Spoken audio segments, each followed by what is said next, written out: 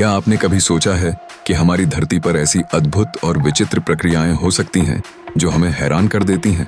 ऑफियोकॉर्डिसेप्स यूनिलेटरलिस एक ऐसा फंगस है जो चींटियों पर एक जादुई नियंत्रण रखता है।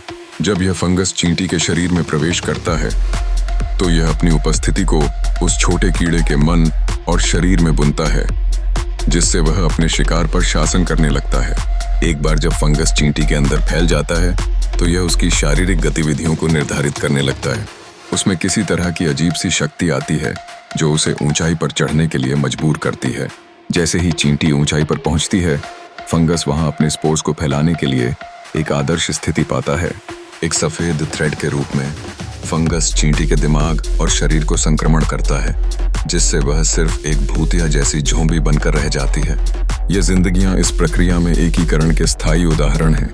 चींटियां जो पहले स्वतंत्र रूप से घूमती थीं, अब इस फंगस के नियंत्रण में हैं।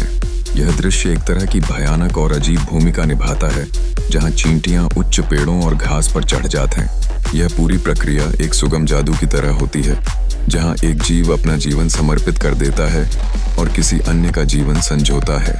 एक बार जब ये झोंबी चींटियां अपने गंतव्य पर पहुंच जाती हैं, तो फंगस अपने स्पोर्स को छोड़ता है, जिससे वह और अधिक चींटियों के शरीर में प्रवेश कर सकें। यह चक्र निरंतर चलता रहता है और झोंबी की स्थिति में रहने वाली चींटियां अपनी स्वायत्तता खो देती हैं।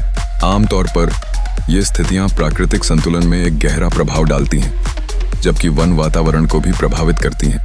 यह अजीब तथ्य न केवल विज्ञान के अद्भुत संसार का वर्णन करता है, बल्कि यह प्रकृति की जटिलता और उसके भव्य योजनाओं को भी उजागर करता है। झोंबी बनने वाली चींटियां हम सबके लिए एक मनोरंजक कहानी बन जाती हैं। उनका यह अद्भुत सफर हमें यह समझने का अवसर देता है कि प्रकृति कितनी जटिल और रहस्यमय हो सकती है। यह एक ऐसा सच है जिसे जानकर हम प्रकृति के प्रति हमारे प्रति जागरूकता महसूस कर सकते हैं।